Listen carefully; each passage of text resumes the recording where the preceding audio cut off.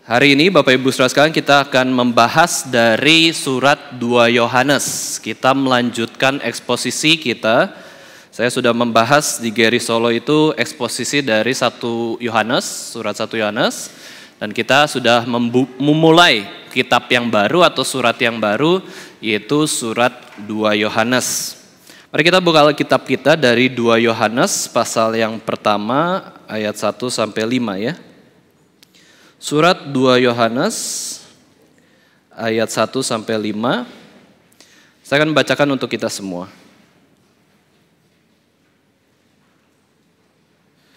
Dua Yohanes 1 ayat 1 sampai 5.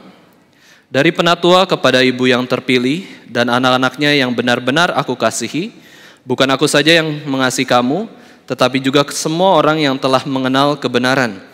Oleh karena kebenaran yang tetap di dalam kita dan yang akan menyertai kita sampai selama-lamanya. Kasih karunia, rahmat, dan damai sejahtera dari Allah, Bapa, dan dari Yesus Kristus, Anak Bapa, akan menyertai kita dalam kebenaran dan kasih. Aku sangat bersukacita bahwa aku mendapati bahwa separuh dari anak-anakmu hidup dalam kebenaran, sesuai dengan perintah yang telah kita terima dari Bapa. Dan sekarang aku minta kepadamu, Ibu, bukan seolah-olah aku menuliskan perintah baru bagimu, tetapi menurut perintah yang sudah ada pada kita dari mulanya, supaya kita saling mengasihi. Mari kita sama-sama berdoa sebelum kita mendengarkan firman Tuhan. Ya Bapa kami yang ada di surga, kami bersyukur boleh mengenal Engkau sebagai Allah pencipta segala sesuatu. Engkau adalah sumber dari segala sesuatu, dan dengan kuasa-Mu Engkau menciptakan segala yang ada. Kami bersyukur Tuhan boleh mengenal Engkau sebagai Allah pencipta kami yang maha kuasa, dan bukan saja menciptakan seluruh yang ada di dalam ciptaan-Mu, Engkau juga memberikan pemeliharaan-Mu di dalam kehidupan kami sehari-hari. Bukan saja pemeliharaan-Mu, tetapi Engkau juga memberikan keselamatan bagi kami yang berdosa ini, bagi kami yang tidak layak, dan bagi kami yang sungguh sudah melawan Tuhan, sudah jauh dari Tuhan. Kau memberikan anugerah iman untuk bisa percaya kepada Yesus Kristus. Terima kasih Tuhan untuk anugerah yang begitu besar ini. Kiranya hidup kami ini boleh terus dipelihara oleh kuasa Tuhan yang begitu ajaib. Kami bisa terus berpusatkan kepada Tuhan saja, dan kami bisa terus melakukan firman Tuhan dalam kehidupan kami. Kami mohon Tuhan berkatilah kami dengan firman Tuhan yang akan kami dengar. Kiranya Roh Kudus boleh memberikan iman sehingga kami boleh bertumbuh terus di dalam kebenaran firman Tuhan. Dalam nama Tuhan Yesus Kristus, Tuhan dan Juru Selamat kami yang hidup, kami sudah berdoa dan mengucap syukur. Amin. Bapak Ibu Saudara sekalian, iktus adalah bahasa Yunani dari ikan. Ikan sangat identik dengan pelayanan Yesus Kristus. Kita bisa lihat bahwa sebagian rasul Yesus Kristus itu adalah nelayan. Nelayan bekerja menangkap ikan di laut. Yesus mengatakan kepada para rasul yang dipanggilnya sebagai yang sebelumnya adalah nelayan, yaitu kamu bukan lagi penjala ikan, tetapi kamu akan kujadikan penjala manusia. Ya, kamu bukan saja bekerja cari uang, tetapi kamu sebagai pengikut Yesus Kristus, kamu bekerja mencari jiwa. Bukan menjala ikan untuk makan, tetapi menjala jiwa untuk menyenangkan Tuhan. Fishers of men. Yesus pernah menyuruh Petrus untuk menebarkan jala di pagi hari. Kemudian banyak ikan masuk ke dalam jala tersebut. Padahal pagi hari. Nelayan itu memancing ikan, menangkap ikan itu di malam hari biasanya. Tapi di pagi hari, di siang bolong ya, malam mereka bisa menangkap banyak ikan.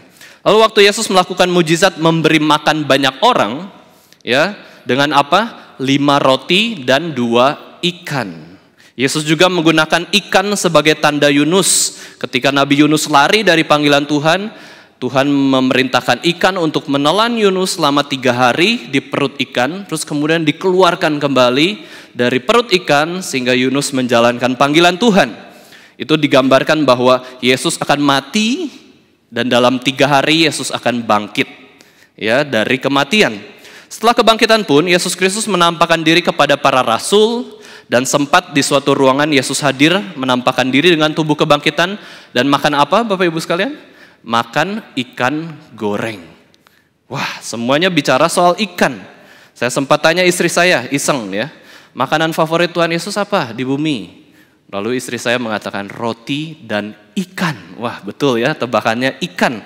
Memang ya, pelayanan Yesus Kristus dekat dengan ikan. Iktus berarti ikan. Nah, kita bisa lihat ya di dalam slide itu. Tetapi iktus bukan saja berarti ikan, melainkan sebuah akronim dari 5 kata Yunani. 5 kata Yunani yang berarti apa? Pengakuan bahwa Yesus Kristus adalah anak Allah dan juru selamat. Yesus Kristus Theo Huios Soter, yaitu Jesus Christ, God's Son, Savior. Ini adalah kesimpulan yang sangat tegas mengenai kabar baik. Kabar baik itu apa? Yesus Kristus adalah Tuhan dan juru selamat. Yesus Kristus adalah anak Allah dan juru selamat. Akronimnya adalah iktus. Simbol ini dipakai oleh gereja mula-mula ketika mengalami penganiayaan oleh kekaisaran Romawi. Sebagai apa simbol ini? Sebagai bentuk mereka mengenali satu dengan yang lainnya. Apakah itu orang Kristen atau bukan? Apakah musuh? Apakah teman? Apakah kawan atau lawan? Kita tahu bahwa di abad 1-4, kekaisaran Romawi itu begitu membenci dan menganiaya orang-orang Kristen. Mereka inginkan orang-orang Kristen itu tidak bertumbuh imannya, melainkan orang-orang Kristen itu seperti penyembah-penyembah berhala, seperti diri mereka. Sudahlah, ikut kepercayaan kami, sembah dewa-dewa kami. Kenapa sih kamu itu orang Kristen punya iman yang berbeda? Dan salah satu kekejaman yang begitu mengerikan adalah Kaisar Roma bernama Nero. Ini salah satunya ya, Kaisar Roma bernama Nero itu memberikan penganiayaan kepada orang-orang Kristen. Dia memfitnah orang-orang Kristen atas terjadinya kebakaran besar di Roma. Berhari-hari kota Roma terbakar, begitu banyak orang yang meninggal, begitu banyak orang yang terluka dan kehilangan rumah. Lalu Kaisar Nero katakan, itu gara-gara orang Kristen. Sehingga ratusan ribuan orang Kristen itu dianiaya, dihina, dikucilkan oleh orang-orang Roma pada waktu itu. Dan mereka menangkap orang-orang Kristen, lalu orang-orang Kristen dipenjara, kemudian dilepaskan untuk menjadi tontonan, dimakan singa di depan banyak orang. Orang Kristen dijadikan tontonan, hiburan, ada orang, terus ada singa. Kemudian singa itu memakan orang-orang Kristen. Mereka tertawa, terbahak-bahak. Mati kamu orang-orang Kristen, syukurin. Begitu besar penganiayaan di zaman tersebut. Dan di tengah penganiayaan kepada orang Kristen ini, perlahan orang-orang Kristen tentu belajar untuk hidup di tengah-tengah kota Roma. Mereka menciptakan simbol iktus. Simbol ini muncul dan dipakai oleh gereja mula-mula pada waktu penganiayaan di kota Roma.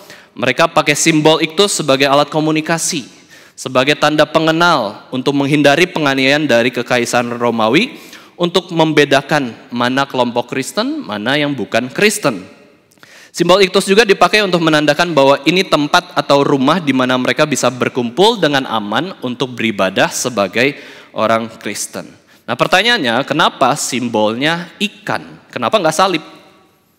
Orang Kristen kan simbolnya salib kan? Semua gereja yang sungguh-sungguh ingin meninggikan Yesus Kristus bukan pakai ikan, tapi pakai salib yang mulia.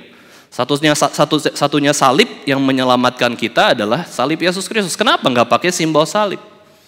Nah, di zaman itu Bapak Ibu sekalian, mereka belum berani memakai simbol salib karena kalau memakai simbol salib berarti sudah pasti itu orang Kristen, pasti dianiaya. Maka mereka menggunakan simbol yang lain, yang dekat dengan Yesus Kristus, yang dekat dengan pengakuan iktus tersebut.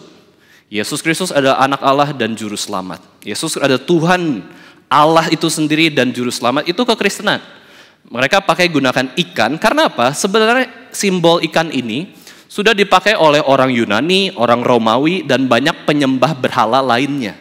Mereka pakai juga. Untuk menyembah dewa-dewa, untuk memohon supaya dapat ikan di laut. Mereka pakai simbol ikan. Sehingga menggunakan simbol ikan dalam kekristenan itu menjadi lebih aman dan tidak menimbulkan kecurigaan dibandingkan dengan simbol salib. Bahkan menurut cerita kuno, Bapak Ibu saudara sekalian ya, ketika seseorang Kristen bertemu dengan seorang yang lain di jalan, kemudian ngobrol-ngobrol, mereka ingin ya, orang Kristen itu ingin mengetahui iman dari orang yang dia temui, maka dia menggambar di suatu tanah sudut ya, satu sudut, satu busur berupa garis ikan tersebut satu. Ya, lengkungan seperti itu. Kalau orang tersebut membalasnya dengan lengkungan yang lain, jadi ikan kayak gitu ya, dua garis ini, maka orang itu tahu bahwa ini sama-sama orang Kristen. Tapi kalau dibuat tanah di garis buat garis satu busur tersebut ya, kemudian maksudnya apa itu? Nah itu sudah, oh ini cuma gambar-gambar aja, kok iseng ya, ngetes tanah kurang lebih kayak gitu ya. Tapi kalau betul-betul digambar satu busur yang lain, terus orang lain yang menggambar busur yang lain menjadi ikan, oh mereka tahu bahwa ini kelompok Kristen. Menggambar ikan adalah berarti I am a Christian pada waktu zaman tersebut. Nah Bapak Ibu sekalian, ketika sama orang Kristen bertemu, itu berarti apa sih? Kalau di konteks penganiayaan zaman itu, mereka ada sukacita. Wah, orang Kristen bertemu dengan orang Kristen. Ya, mereka ada suatu kesatuan hati, kesatuan iman. Dalam Efesus 4 dikatakan bahwa setiap orang Kristen digambarkan sebagai satu tubuh, satu roh, satu Tuhan, satu iman, satu baptisan, dan satu Allah. Ini berarti apa? Satu visi yang sama. Kita sebagai orang Kristen itu satu di dalam Tuhan. Kita ini satu kesatuan, satu tubuh Kristus. Satu tubuh Kristus ini tidak boleh terpecah-pecah. Akhirnya menjadi perpecahan dan saling menyakiti. Itu perpecahan yang tidak baik. Tapi kalau pecah untuk kemuliaan Tuhan, untuk menjadi pekerjaan Tuhan di ladang yang baru, nggak apa-apa, pecah. Tapi kalau pecah akhirnya saling merusak, saling melukai, saling menghalangi, itu bukan kesatuan. Kesatuan bisa tetap pecah, ya, tetapi bisa satu visi yang sama. Buktinya apa? Ya cabang-cabang GRI. Ya cabang-cabang GRI begitu banyak. Ya kurang lebih ada 80-an. Terus masih lagi buat persekutuan reform yang lainnya. Mereka pecah, tapi ada satu hal yang mengikat. Satu kesatuan yang sama apa? Yaitu visinya sama, imannya sama. Tuhannya sama, Yesus Kristus. Dan inilah kesatuan yang dibuat oleh Roh Kudus sendiri. Tentu kita perlu mengusahakan kesatuan iman, kesatuan visi, tetapi yang menganugerahkan kesatuan di dalam kita sebagai orang Kristen yang berbeda-beda ini adalah kesatuan rohani dari Roh Kudus. Dan bagaimanakah kesatuan rohani itu dinyatakan Bapak Ibu sekalian? Yaitu ketika orang-orang Kristen ketika bertemu satu dengan yang lainnya, boleh menyatakan hidup dalam kebenaran dan kasih. Inilah yang menjadi pesan kita di dalam khotbah ini. Pesan utama adalah bagaimana kita hidup di dalam kebenaran dan kasih sebagai orang Kristen.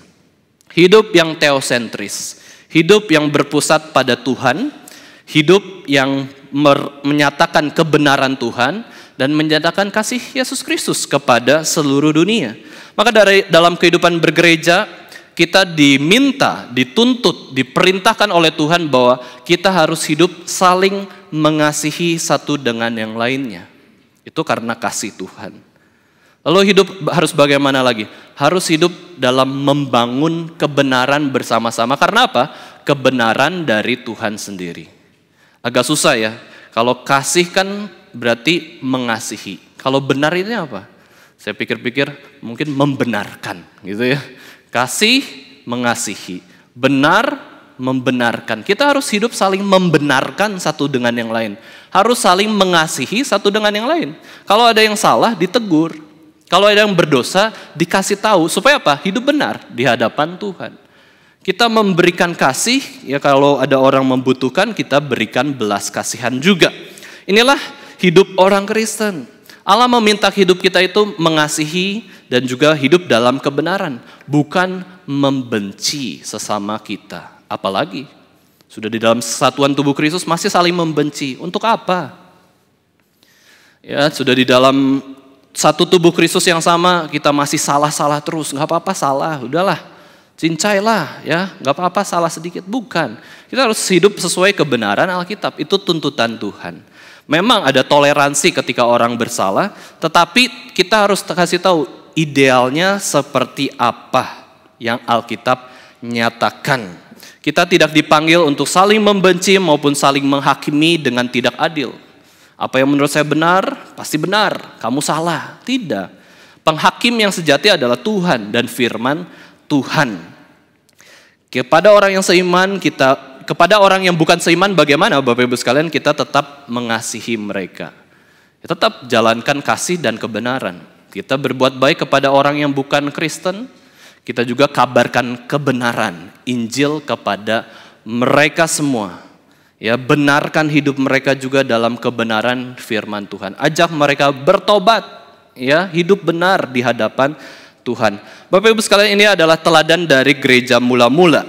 Di tengah penderitaan dan penganiayaan, apakah mereka membunuh orang Roma? Ya, apakah mereka betul-betul membenci Kaisar Nero?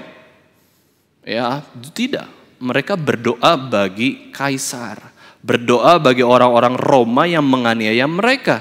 Mereka tidak benci orang-orang Roma ya, tetapi mereka orang-orang Kristen di zaman itu tetap jalankan kasih dan kebenaran kepada mereka semua.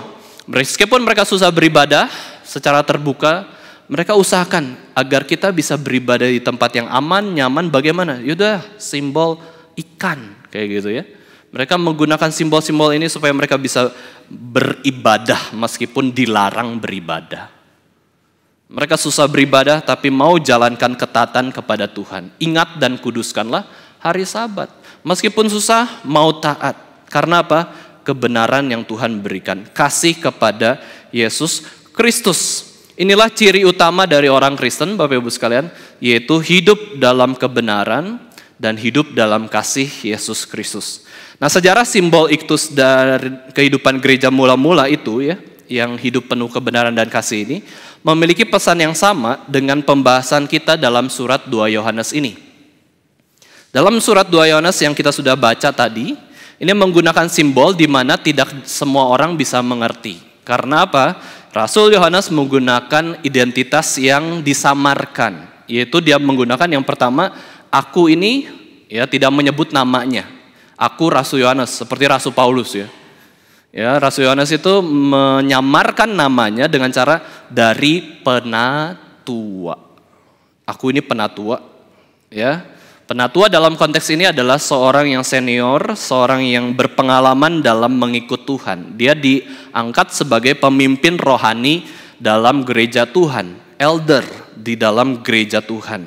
Penatua ini siapa? Yohanes, Rasul Yohanes sendiri. Kenapa dia tidak terang-terangan menulis suratnya itu, aku Rasul Yohanes? Bukankah lebih tinggi dari jabatan penatua? Rasul dibanding penatua ya lebih tinggi rasul dong. Rasul itu cuma sekali ada. Penatua itu bisa diberikan kepada lebih banyak pemimpin-pemimpin gereja. Tetapi Yohanes menggunakan dirinya sebagai penatua. Tidak terang-terangan karena apa? Menghindari penganiayaan. Penganiayaan kepada dirinya sendiri dan juga penganiayaan kepada orang-orang yang membaca surat-suratnya.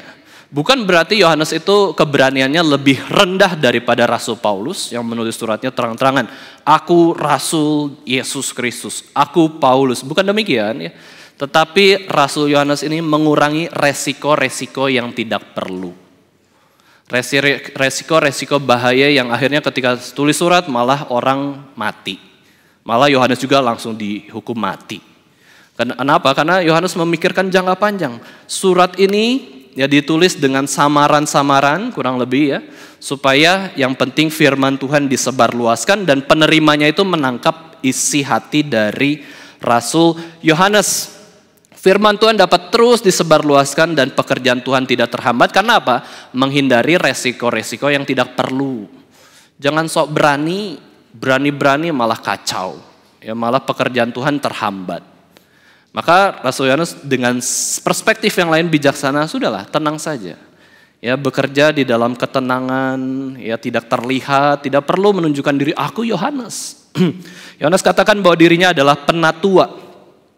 Sang Rasul mengidentifikasikan dirinya sebagai penatua, sebuah gelar yang mencerminkan usianya pada saat penulisan dan otoritasnya dalam gereja mula-mula, yaitu penatua.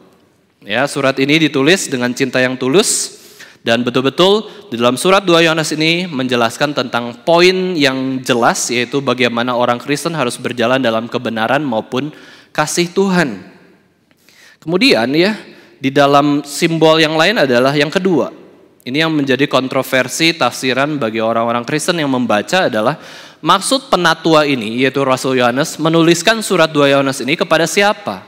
Lalu kita lihat suatu kata yang begitu asing, ya begitu aneh, yaitu Rasul Yohanes menuliskan kepada ibu yang terpilih dan anak-anaknya. Chosen lady, nyonya yang terpilih. Seorang yang sudah bersuami dan punya anak-anak. Siapakah dia? Ya, kita kalau merenungkan firman Tuhan kan bertanya gitu ya. Apa sih? Penulisnya siapa? Maksud tulisannya siapa? Penerimanya siapa? Minimal seperti itu ketika kita merenungkan firman Tuhan. Dan akhirnya di dalam tafsiran dari para teolog itu ada 3 tafsiran tentang siapakah ibu terpilih ini dan anak-anaknya. Yang pertama adalah tafsiran bahwa ini adalah teman baik Rasul Yohanes.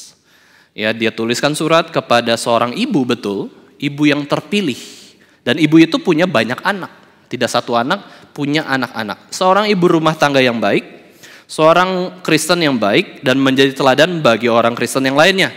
Dia juga dikatakan sebagai seorang ibu yang kaya. Ya, bukan saja terpilih untuk menjadi pemimpin gereja atau teladan, tetapi dia juga seorang kaya yang mendukung penginjilan yang dikerjakan oleh Rasul Yohanes. Jadi kurang lebih ibu yang terpilih ini adalah seorang pengurus gereja, ya, seorang pemimpin gereja. Dan dikatakan juga terus meneliti, kan gak enak ya kalau tulis surat, masa pendeta tulis surat pribadi kepada seorang ibu yang bersuami. Wah, gak enak, nanti dibaca suaminya, nanti suaminya cemburu kayak gitu ya. Akhirnya terus dipikir-pikir lagi, diteliti lagi, oh seorang ibu ini adalah seorang janda gitu ya, biar lebih aman ya, melindungi Rasul Yohanes melakukan hal-hal yang beresiko dan bahaya, bikin orang cemburu gitu ya, pasangan hidup cemburu. Jadi seorang ibu ini kaya, pemimpin gereja, pengurus gereja, dan seorang janda yang pernah dilayani oleh Rasul Yohanes, dan dia berdoa supaya si ibu ini, si diakones ini, ya, pengurus gereja ini, supaya boleh terus memberikan teladan yang baik dan setia kepada Tuhan. Itu tafsiran pertama, Bapak Ibu sekalian ya. Yang kedua adalah ibu yang terpilih dan anak-anaknya ini ditafsirkan sebagai ini adalah gereja Tuhan. Ya, gereja Tuhan, kemudian itu adalah gereja Tuhan cabang tertentu. Ibu, ya, gereja kan digambarkan sebagai ibu. Itu John Calvin juga katakan demikian ya. Gereja itu adalah ibunya orang-orang Kristen. Di mana di dalam gereja kita mendapatkan pengajaran, penggembalaan, penginjilan. Ibu yang baik, kurang lebih itu gambarannya. Dan gereja ibu yang terpilih ini adalah gereja cabang lokal tertentu. Ya, misalkan cabang di Solo gitu ya. Cabang di Jogja, Semarang, seperti itu. Dan anak-anaknya siapa? Lalu ditafsirkan bahwa anak-anaknya adalah individu-individu di dalam gereja tersebut. Ya, gereja adalah cabang lokal, komunitas, tetapi anak-anaknya adalah individu-individunya. Ya, ini adalah tafsiran yang kedua. Lalu akhirnya orang berpikir juga, kenapa ya tafsirannya begitu?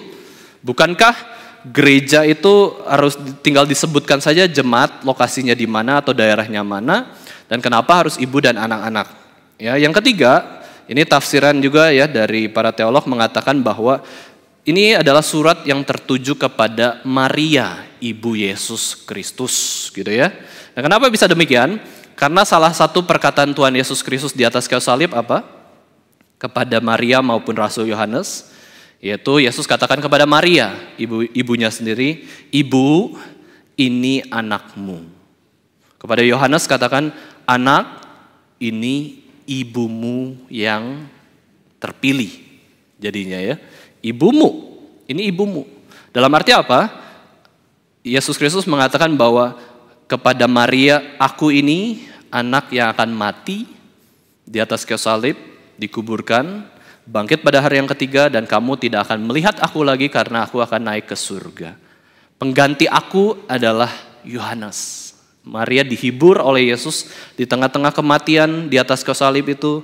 Sebelum Yesus mati, Yesus menghibur mamahnya, menghormati mamahnya. Dan kepada Yohanes yang masih muda, rasul termuda yang ikut Yesus Kristus, Yesus katakan, anak, ini ibumu. Hormatilah dia sebagai ibumu sendiri, seperti ibumu sendiri. Kasihilah dia, hormatilah dia, hidupilah dia. Itu Rasul Yohanes. Maria adalah sesosok perempuan yang begitu diagung-agungkan oleh gereja-gereja di abad pertama. Yang mereka menghormati Maria. Dia begitu rohani dan begitu dihormati oleh Rasul Yohanes. Ya. Nah, kemudian ya, sanggahan dari tafsiran ini adalah, masa ibu Yesus masih hidup zaman itu? Bukankah Rasul Yohanes itu sudah agak tua gitu ya? Mungkin sudah mati. Ya, lalu kepada siapa Rasul Yohanes ini menulis surat ini? Pikir kita lebih jauh lagi Bapak Ibu sekalian ya. Ini tafsiran yang sembarangan, yaitu apa? Ini adalah tulisan dari sang suami kepada istri, beres gitu ya. Seorang penatua kepada ibu yang terpilih, pasangannya sendiri. Udah beres kan, bisa ditafsirkan demikian ya. Seorang suami yang baik menulis surat kepada istri, beres semuanya ya. Lalu Bapak Ibu sekalian, bagaimana kita memahami hal ini sebagai orang Kristen yang sudah hidup puluhan tahun di gereja Tuhan, yang sudah baca 2 Yohanes ini berkali-kali, hanya 1 pasal, hanya 1 menit, beres kali surat ini ya. Lalu bagaimana kita mencoba melakukan firman Tuhan yang mengatakan, ayo baca, renungkan, lakukan firman Tuhan ini. Kalau kita lihat analisa dari tulisan-tulisan surat Yohanes ini, Bapak Ibu saudara sekalian, ini memang surat yang misterius. Dari surat 1 sampai yang ketiga ada kemisteriusan yang muncul dari surat tulisan Rasul Yohanes. Sebab kita bisa tidak tahu penulisnya itu dari tulisannya sendiri. Gak tahu penulisnya siapa. Ya. Dan juga penerimanya ada yang tahu, ada yang tidak tahu siapa penerimanya.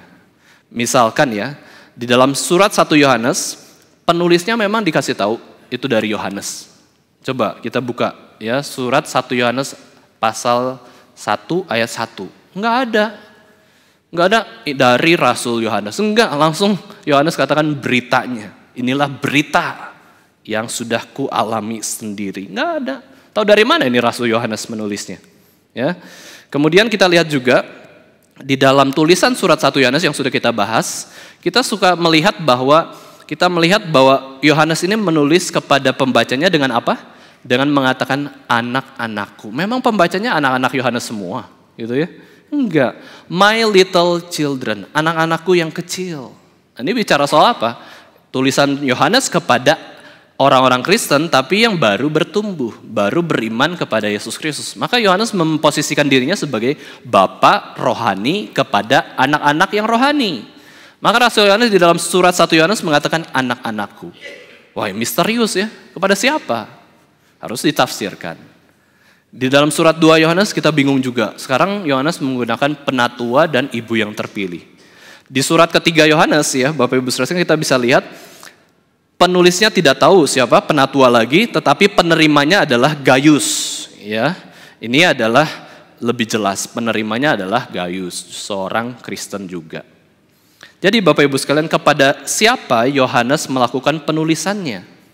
Kenapa harus sebagai tulisannya itu seperti ini? Menggunakan simbol, menggunakan hal-hal yang tidak jelas. Kalau kita tulis surat, Bapak Ibu saudara sekalian, pengen kan semuanya itu jelas. Pembukaan, isi, penutup jelas, clear, nggak ambigu, nggak jelas gitu ya. Ingin dari siapanya jangan lupa, ya penerimanya jangan lupa siapa, isinya yang jelas siapa. Tapi dari surat 1 sampai 3 Yohanes ada kemisteriusan yang besar. Karena apa? Satu lagi hal yang menjadi poin adalah Yohanes menghindari penganiayaan terhadap orang percaya. Ya, bila ketahuan itu surat, ya maka itu dapat membahayakan kehidupan penulis maupun pembacanya pada waktu itu. Lalu, bagaimana kita meresponi surat 2 Yohanes ini? Dengan berbagai kemungkinan yang ada, dengan argumen-argumen yang ada maupun menyanggah argumen ini, ada dasarnya masing-masing. Sehingga kita mau aman, Bapak Ibu sekalian, jawabannya adalah kita tidak tahu pasti kepada siapa Yohanes menuliskan surat 2 Yohanes ini. Apakah betul kepada seorang ibu yang terpilih dan anak-anaknya, satu keluarga? Apakah betul kepada Maria, ibu Yesus? Apakah betul kepada gereja dan anggota-anggota jemaatnya? Kita tidak tahu pastinya. Ya, kita hanya bisa mengatakan, ya saya lemah kok, memang Alkitab firman Tuhan tidak memberitahunya dengan detail kok.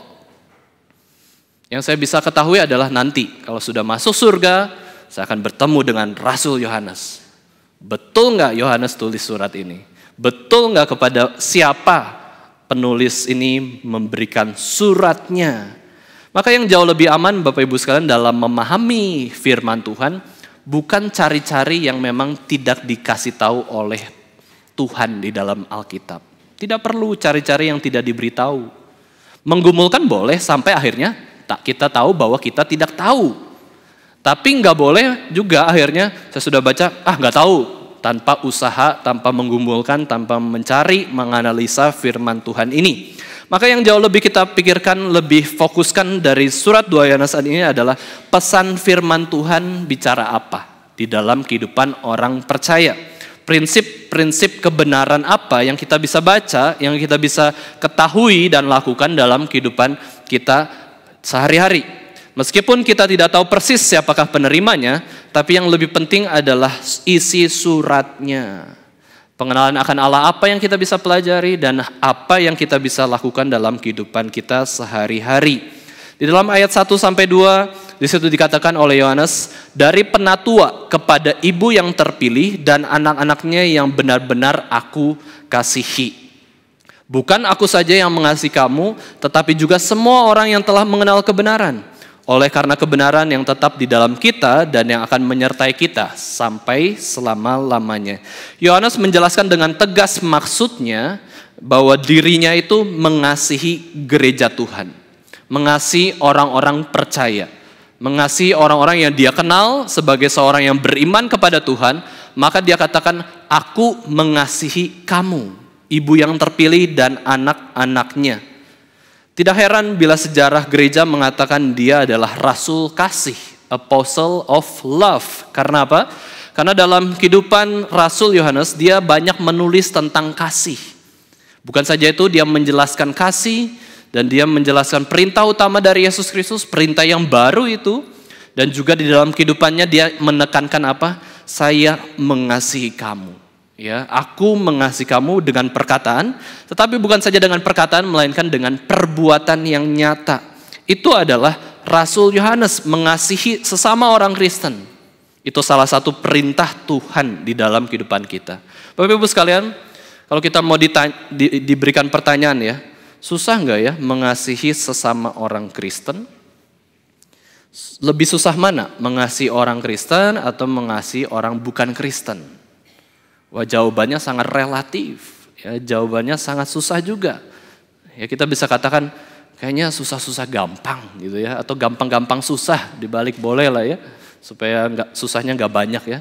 Gampang-gampang susah mengasihi orang Kristen, mengasihi orang non-Kristen, semua ada kesulitannya. Tetapi yang kita tahu pasti adalah itu semua perintah Tuhan. Ya, kasihilah musuhmu bahkan ya. Kasihilah sesamamu manusia, semuanya harus dikasihi.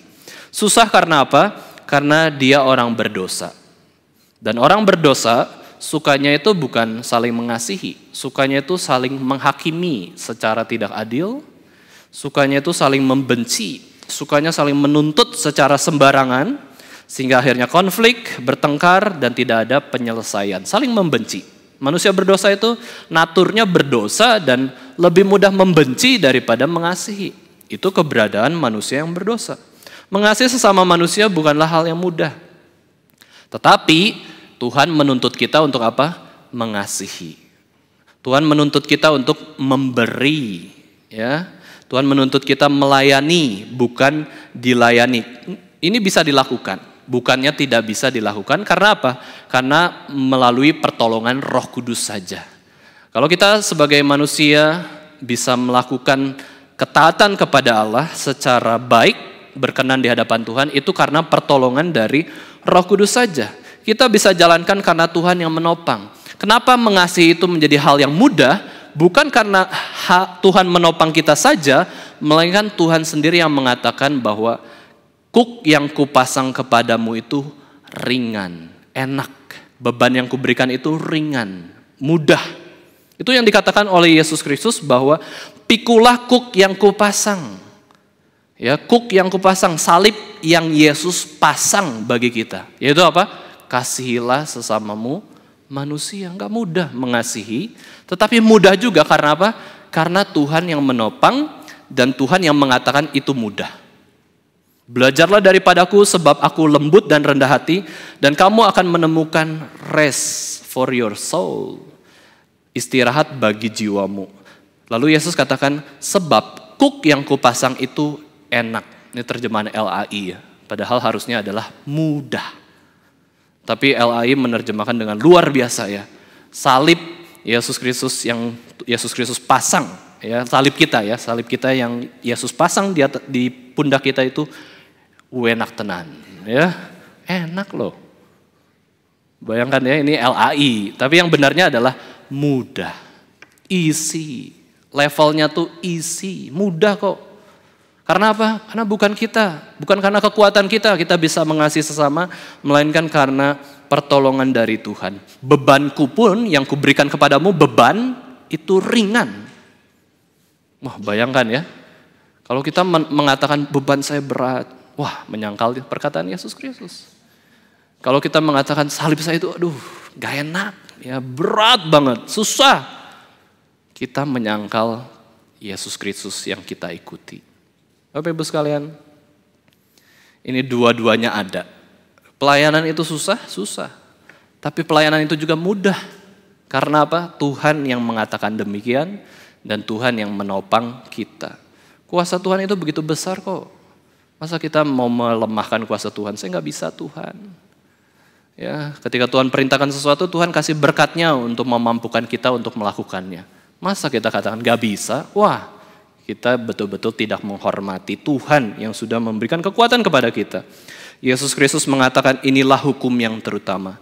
Kasihilah Allahmu dengan segenap hatimu, segenap jiwa, segenap keberadaanmu, segenap akal budimu. Dan hukum kedua yang sama dengan itu adalah kasihilah sesamamu manusia seperti dirimu sendiri. Bisa kita lakukan? Dengan pertolongan Tuhan. Kita bisa lakukan hal tersebut, jalankan hukum terutama itu.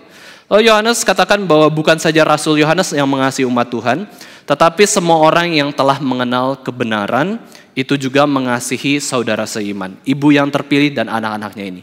Bukan saja Rasul Yohanes yang mengasihi kamu, tapi saudara-saudara yang mengenal kebenaran itu juga mengasihi kamu. Sehingga kita bisa tahu bahwa dasar Yohanes dan juga orang-orang lain bisa mengasihi itu karena apa? Karena kebenaran Yesus Kristus. Karena kita sudah mengenal kebenaran salib Kristus. Kita sudah diselamatkan oleh Yesus Kristus. Kita sudah diberi belas kasihan. Kita sudah ditolong oleh Yesus Kristus. Kita pun mau mengasihi orang lain, membagikan kasih Kristus kepada orang lain. Karena kebenaran Kristuslah kita bisa mengasihi sesama orang Kristen yang lainnya. Kebenaran bahwa dirinya sudah dikasihi Allah itu membuat dia mau hidup mengasihi sesama yang lain. Kebenaran firman Tuhan yang mengarahkan hidupnya katakan bahwa hidup saling mengasihi, jangan saling membenci. Itu yang membuat orang terus hidup dalam kasih. Nah, mari kita baca Galatia 6 ayat 9 sampai 10 Bapak Ibu sekalian. Galatia 6 ayat 9 sampai 10. Kita baca dengan buka suara bersama-sama. Galatia 6 ayat 9 sampai 10, 2, 3. Janganlah kita jemu-jemu berbuat baik, karena apabila sudah datang waktunya, kita akan menuai jika kita tidak menjadi lemah. Karena itu selama masih ada kesempatan bagi kita, marilah kita berbuat baik kepada semua orang, tetapi terutama kepada kawan-kawan kita seiman. Ya. Ini sebuah firman Tuhan yang mengajarkan kita berbuat baik. Berbuat baik berarti apa? Berbuat kasih kepada semua orang, bahkan terutama kawan-kawan kita yang seiman. Terutama kepada keluarga rohani kita dulu. Ya, keluarga di mana kita boleh sama-sama bertumbuh, keluarga di mana kita sama-sama diadopsi oleh Allah menjadi anak-anak Allah. Ayo kasihilah. Kalau kita mengasihi sesama orang Kristen saja tidak bisa, ya bagaimana kita mengasihi orang yang beda iman? Banyak perbedaan kok. Ya. Banyak kesulitan kok yang dialami oleh sejarah gereja Tuhan oleh orang-orang bukan Kristen. Entah itu pengajar-pengajar palsu, ajaran-ajaran yang salah, entah itu penganiayaan fisik. Kalau kita simpan dendam, Bapak Ibu sekalian ya, kita nggak akan bisa mengasihi orang yang bukan Kristen. Dendam dari Adam dan Hawa kita simpan semua, ya, sampai kita sekarang hari ini. Dosanya Kain itu ya, Kain itu membunuh Habel loh, membunuh orang pilihan Tuhan. Wah, kita akan menjadi orang Kristen pembunuh kalau kita simpan dendam semua dikumpulkan. Enggak. Berarti kita mengasihi orang itu harus juga belajar mengampuni kesalahan dia. Mengampuni dosa-dosa dia juga berdasarkan anugerah Tuhan ya. Karena Tuhan pun sudah mengampuni dosa-dosa kita kok. Kita pun didorong Tuhan untuk mengampuni sesama kita yang berdosa, yang salah kepada kita. Lalu di ayat 3, Yohanes mengatakan bahwa kasih karunia, rahmat, dan damai sejahtera dari Allah Bapa dan dari Yesus Kristus, anak Bapa, akan menyertai kita di dalam kebenaran dan kasih, truth and love. Grace, mercy and peace will be with us. Inilah doa Rasul Yohanes kepada orang Kristen bahwa yaitu apa? Doa dalam kebenaran dan kasih. Yohanes menekankan bahwa setiap orang membutuhkan anugerah, kemurahan hati, dan damai sejahtera dari Allah, Tritunggal ya, dalam kebenaran dan kasih. Jadi yang didoakan Yohanes, yang diharapkan Yohanes adalah pengenalan akan Allah dan pemberian Allah yang membawa pada hidup yang penuh kasih dan penuh kebenaran. Apa yang sudah Tuhan berikan bagi hidup kita, yaitu grace, mercy, and peace. Itulah yang mendorong kita akhirnya hidup benar dan hidup dalam kasih. Maka Yohanes mendoakan demikian ya. Kasih karunia, rahmat, dan damai sejahtera dari Tuhan mendorong kamu untuk hidup dalam kebenaran dan kasih. Jadi Bapak Ibu sekalian, kita yang sehari-hari pasti merasakan anugerah, damai sejahtera, dan kemurahan hati dari Tuhan, itulah yang menjadi alasan kita mau menjalankan perintah Tuhan. Setiap hari kita dapat hari, ya kan? Kalau kita masih hidup di bumi ini berarti dapat hari. Hari itu apa? Tuhan yang ciptakan. Hari itu apa? Tuhan yang berikan kepada kita. Itu adalah grace. Kita bisa jalani satu hari demi satu hari bersama dengan Tuhan. Dan ketika kita diberikan grace itu, belas kasihan Tuhan, kita mau untuk lakukan kebenaran dan kasih bagi Tuhan. Segala pemberian Tuhan, baik kesehatan maupun talenta yang Tuhan berikan, baik uang yang Tuhan berikan, baik pekerjaan, keluarga, bahkan pelayanan yang Tuhan berikan kepada kita, itu semua kita menjadikan alasan kebaikan Tuhan, kemurahan Tuhan, dan damai sejahtera dari Tuhan. Untuk apa? Untuk kita jalankan di dalam kebenaran dan kasih Tuhan Yesus Kristus. Kita sehat-sehat untuk Tuhan. Kita berkeluarga untuk Tuhan. Kita gunakan kemampuan kita untuk kemuliaan Tuhan. Kita bekerja dalam kehidupan sehari-hari untuk Tuhan, bukan untuk aku. Yang utama adalah untuk Tuhan. Kita pelayanan sekalipun untuk Tuhan seharusnya. Meskipun manusia berdosa bisa menggunakan pelayanan untuk kepentingan diri. Tetapi ini adalah doa Rasul Yohanes bahwa semua berkat Tuhan yang kita terima itu harus dijalankan dalam kebenaran dan kasih. Untuk kemuliaan Yesus Kristus. Bukan untuk ego kita sendiri. Ya, banyak orang yang akhirnya tekankan kasih. Ya, kasih Tuhan. Tuhan pasti mengampuni. Akhirnya hidup dengan antinomianisme. Tuhan pasti ampuni saya kan, ya udahlah dosa terus. Tuhan kan maha ampun, dosa terus. Ini pengertian kasih yang salah. Kasih yang kehilangan kebenarannya. Orang menjadi bebas tanpa hukum. Anti itu kan berarti lawan, nomian itu berarti hukum. Orang yang suka lawan hukum. Ini karena apa? Mungkin penekanan yang salah tentang kasih. Dia pikir Tuhan mengasihi, mengampuni kok. Yang penting kan saya enak. Yang penting kan saya nyaman, happy hidup saya. Kalau saya nggak happy, buat apa saya hidup? Hukum ini yang membuat saya tidak happy. Saya harus hancurkan hukum ini. Wah, itu antinomianisme ya. Itu tidak mengenal kebenaran Tuhan. Tetapi juga ada orang yang akhirnya tekankan kebenaran, akhirnya tidak ada kasihnya, yaitu legalisme ya. Seperti orang Farisi, saya sudah mengasihi ya dengan cara apa? Dengan cara menuruti semua hukum. Tapi Tuhan Yesus tegur juga, bahwa kamu jalankan hukum itu tapi nggak ada kasihnya. Kamu benar, ya hidup berdoa, berpuasa, taat, perpuluhan dan lain-lain, hidup semua benar di hadapan orang. Tapi di hadapan Tuhan kamu tidak ada kasih kepada Tuhan, kasih kepada sesama. Ya orang Farisi itu tekankan kebenaran, lupa bahwa ada kasih Tuhan yang mendasari tindakan kebenaran itu sendiri. Jadi Rasul Yohanes katakan segala berkat, kesempatan, pekerjaan yang kamu miliki harus dinaungi, dilakukan di dalam dua aspek ini yaitu kasih dan kebenaran. Jangan salah satunya. Kalau kebanyakan kasih dengan konsep yang salah, kamu kompromi dosa, ya. Kamu kompromi terhadap dosa. Kalau terlalu menekankan kebenaran, kamu dikatakan kurang belas kasihan. Ya, kamu tidak ada kasih kepada Tuhan, sia-sia perbuatanmu itu di hadapan Tuhan.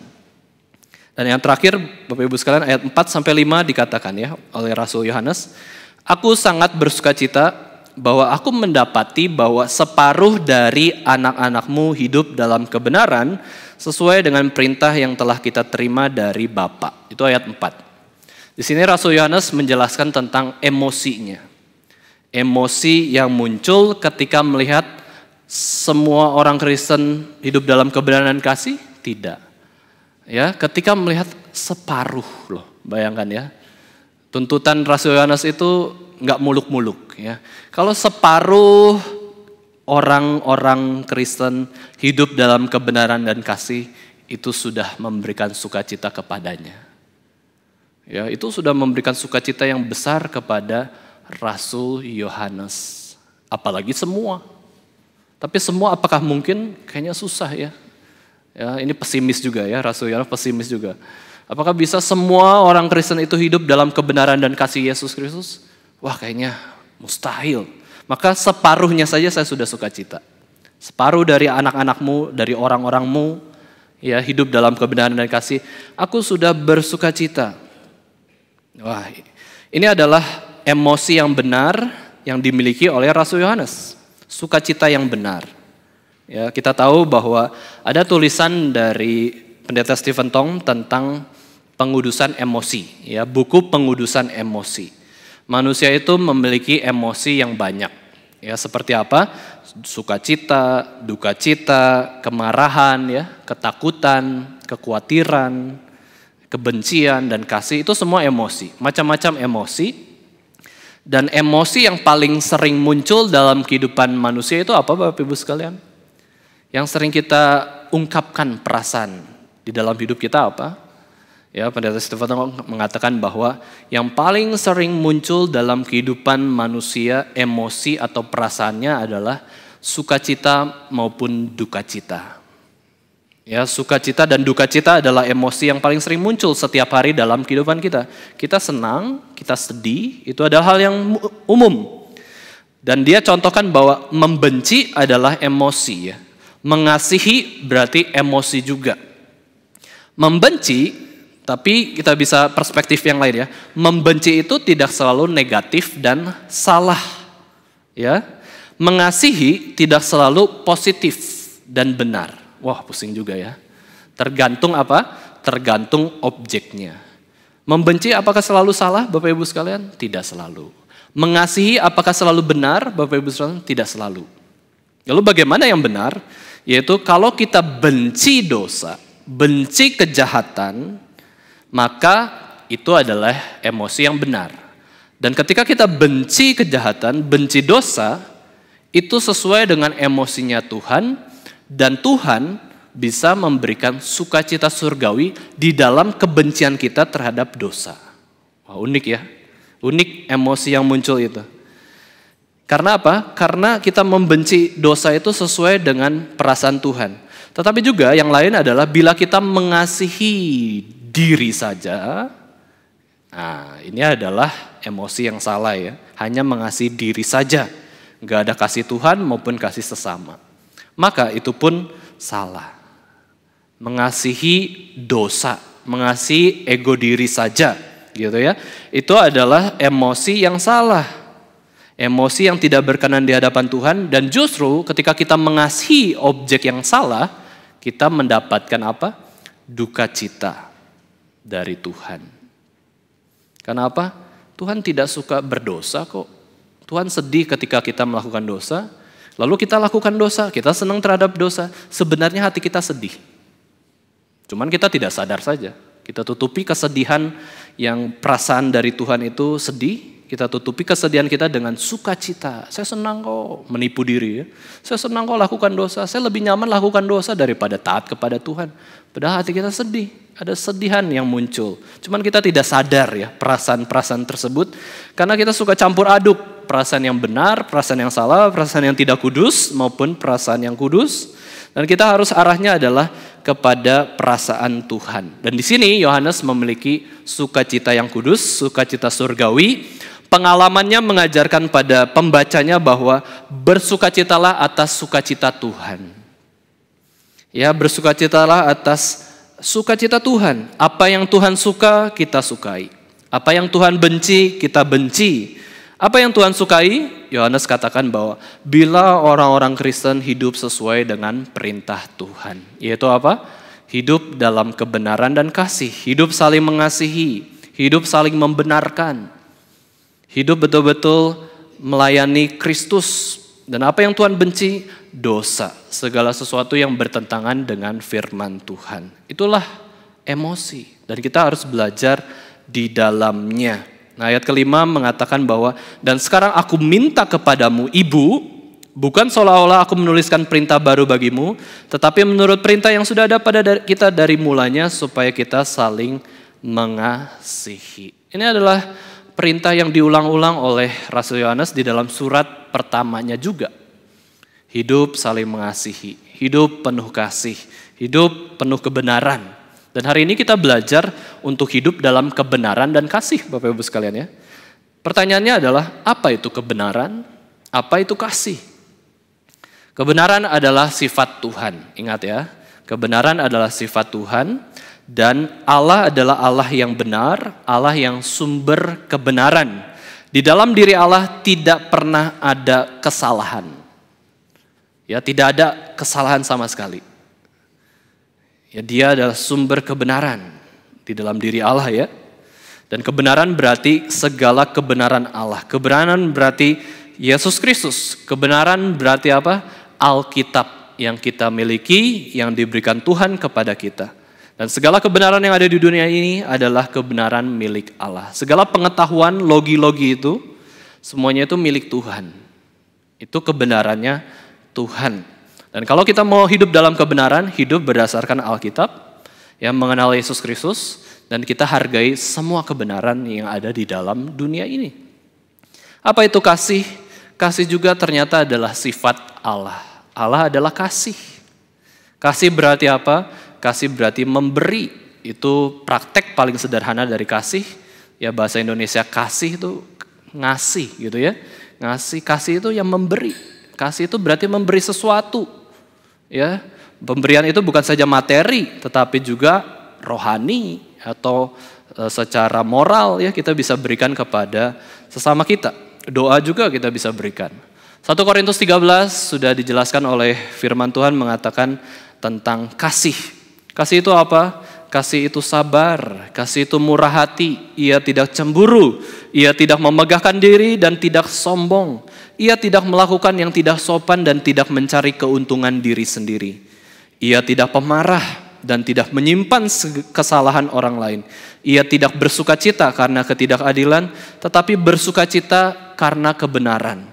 Ia menutupi segala sesuatu. Ya, udahlah, kesalahan orang jangan diumbar-umbar. Kelemahan orang jangan diumbar-umbar, tutupi. Dia percaya segala sesuatu. Ya, segala sesuatu di dalam kedaulatan Tuhan, saya percaya ini adalah rancangan Tuhan yang baik. Itu karena apa? Kasih. Kasih mengharapkan segala sesuatu yang baik. Sabar menanggung segala sesuatu. Kasih tidak berkesudahan. Wah, suatu aspek yang begitu indah.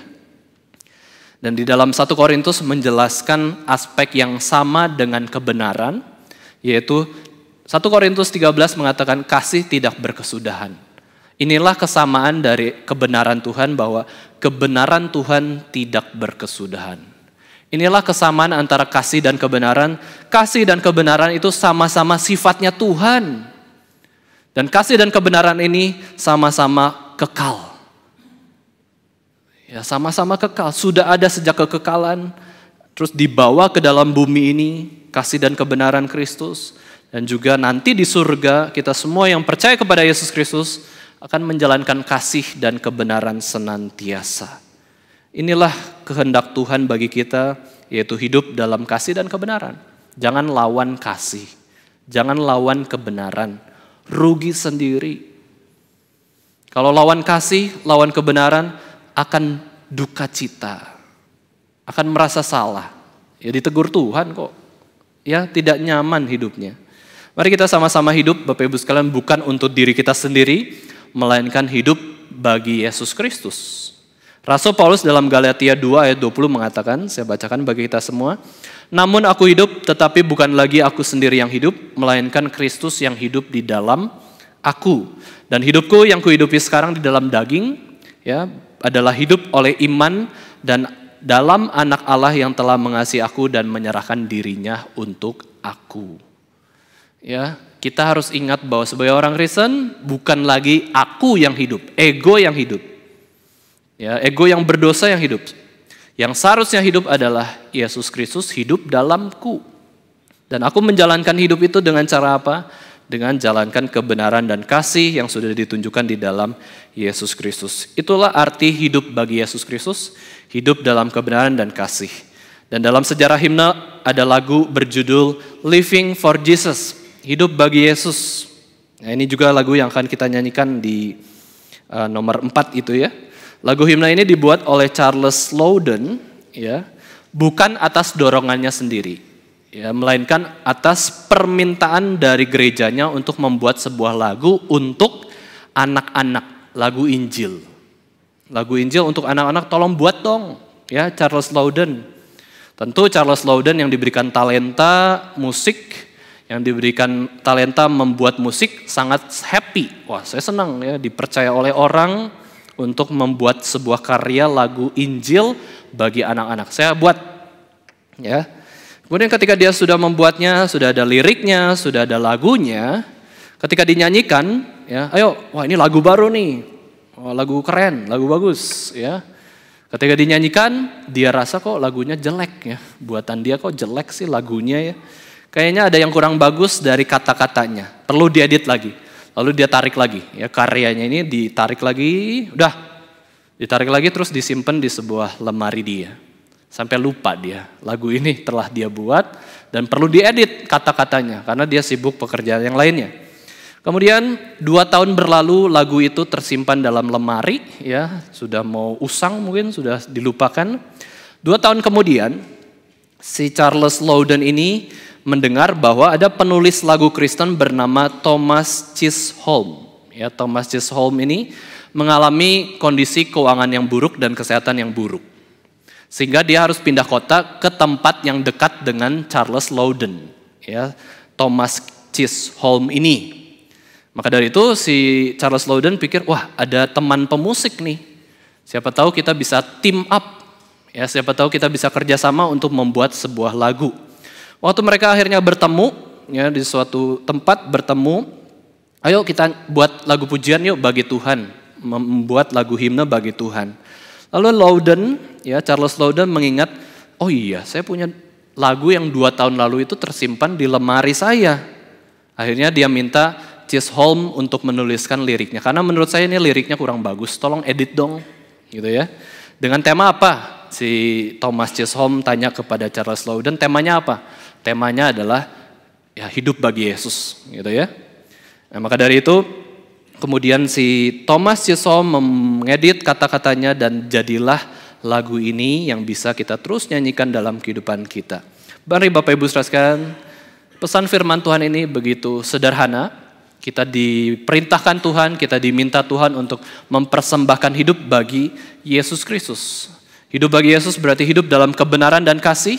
Maka dari itu, mari kita jauhi kebencian. Memulai tahun yang baru ini, kebencian di tahun-tahun yang sebelumnya buang. Dengan cara apa? pengampunan dari Tuhan. Kita sudah rasakan pengampunan Yesus, dosa kita tak terhitung banyaknya. Kesalahan kita tak terhitung banyaknya kepada Tuhan. Tapi Tuhan mau mengampuni kita. Sekarang, ya, kebencian kita kepada orang-orang, kita jangan tumpuk. Nanti itu meledak sendiri. Kita buang. Ya, dengan apa? Dengan pengampunan. Ketika kita mengampuni, kita sudah belajar mengasihi. Ya, di tahun baru ini, jangan menyimpan dendam. Jangan membenci sesama. Jangan suka ajaran yang salah. Sekarang banyak YouTube itu kita bisa dengar teologi-teologi, silakan dengar, boleh. Tapi waktu kita terbatas kan, kita mau dengar teologi yang macam-macam dari kekristenan, sia-sia. Mending langsung pilih teologi yang katanya menurut Alkitab. Ya, teologi reform paling benar. Di luar teologi reform salah. Nah, kita coba teliti itu, teologi reform gitu ya. Ya, kita cari kebenaran. Alkitab baca. Jangan sampai kita malu selama hidup di dunia nggak pernah baca Alkitab satu kali selesai di hadapan Tuhan. Kita nggak pernah suka kebenaran. Buat apa hidup kita? Ya, sampai ada pengkhotbah kan mengatakan di surga nanti Tuhan kan tidak tanya uang kita berapa, kekayaan kita berapa. Dalam obrolan sehari-hari Bapak Ibu Saudara sekalian ya, kita nggak tanya kan tabungan kamu berapa Pak, gitu ya. Wah, melanggar privasi orang gitu ya, melanggar privasi orang. Tapi yang kita tanya apa? Sehat nggak? Ya, kamu ibadah nggak hari Minggu? Yang kita tanya sehari-hari itu, oh kamu sudah berkeluarga atau belum? Masih single atau udah menikah? Kalau single nanti saya cariin pacar biasanya gitu ya. Ayo saya jodohkan. Terus kalau yang sudah menikah ditanya, oh punya anak nggak? Ya kan biasanya kayak gitu ya. Itu pertanyaan umum lah. Tapi kita nggak tanya uangmu berapa, tokomu berapa, pabrikmu sebesar apa, ya harta bendamu sebesar apa. Tapi yang Tuhan tanya itu bagaimana kamu menjalankan kasih dan kebenaran. Ya, jiwa-jiwa itu sudah berapa banyak kamu bawa kepada Tuhan. Ya, dengan pertolongan Tuhan sendiri kita mampu menjalankan kebenaran dan kasih. Menutup khotbah ini Bapak Ibu sekalian, mari kita baca Efesus 4 ayat 20 sampai 28. Efesus 4 ayat 20 sampai 28. Ini menjadi nasihat kita ya. Mari kita baca, buka suara bersama-sama dan kita akan berdoa. Efesus 4 ayat 20 sampai 28. Tetapi kamu bukan demikian, kamu telah belajar mengenal Kristus. Karena kamu telah mendengar tentang Dia dan menerima pengajaran di dalam Dia menurut kebenaran yang nyata dalam Yesus, yaitu bahwa kamu berhubung dengan kehidupan kamu yang dahulu harus menanggalkan manusia lama yang menemui kebinasaannya oleh nafsunya yang menyesatkan, supaya kamu dibaharui di dalam roh dan pikiranmu dan mengenakan manusia baru yang telah diciptakan menurut kehendak Allah di dalam kebenaran dan kekudusan yang sesungguhnya. Karena itu buanglah dusta dan berkatalah benar seorang kepada yang lain, karena kita adalah sesama anggota. Apabila kamu menjadi marah, janganlah kamu berbuat dosa. Janganlah matahari terbenam sebelum padam amarahmu. Dan janganlah beri kesempatan kepada iblis. Orang yang mencuri, janganlah ia mencuri lagi, tetapi baiklah ia bekerja keras dan melakukan pekerjaan yang baik dengan tangannya sendiri, supaya ia dapat membagikan sesuatu kepada orang yang berkekurangan. Mari kita sama-sama berdoa. Bapa kami yang ada di surga, kami mengucap syukur Tuhan untuk kebenaran firman Tuhan yang boleh kami dengar kembali pada hari Minggu ini. Kau sudah menyatakan kebenaran-Mu di dalam kehidupan kami dan kasih-Mu yang begitu besar di dalam pribadi Yesus Kristus. Ajari kami Tuhan menyadari bahwa kami ini sudah di dalam Yesus Kristus dan kami punya tugas untuk menjalankan kasih dan kebenaran yang sesuai yang Tuhan mau. Ampuni kami Tuhan jikalau dalam kehidupan kami seringkali membenci sesama kami, membenci apa yang tidak dibenci oleh Tuhan. Dan juga kami seringkali melupakan kebenaran Tuhan, di mana seharusnya kami hidup dalam kebenaran Tuhan. Pimpin setiap kami Tuhan, supaya kami boleh menjalani hidup dengan penuh kasih dan kebenaran dari Yesus Kristus sendiri. Di dalam nama Tuhan Yesus Kristus, Tuhan dan Juru Selamat kami yang hidup, kami sudah berdoa. Amin.